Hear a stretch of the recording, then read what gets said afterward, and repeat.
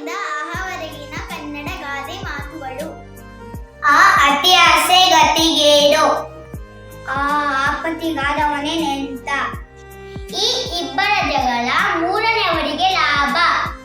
ಈ ಈಜಬೇಕು, ಇದ್ದಿ ತಿಳಿಸಬೇಕು. ಉಪ್ಪು ತಿಂದ ಆದ್ಮೇಲೆ ನೀರು ಕುಡಿಲೇಬೇಕು. ಊರಿಗೆ ಉಪಕಾರಿ ಮನೆಗೆ ಮಾಲಿ. ಋಷಿಗಳಲ್ಲ ದೇವತೆಗಳಲ್ಲ.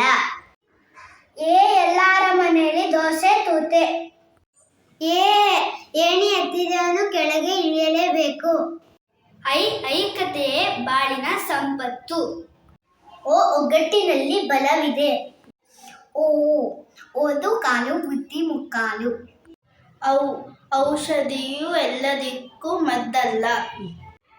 ಅಂಗ ಇವನಿಗೆ ಕನ್ನಡಿ ಬೇಕೆ.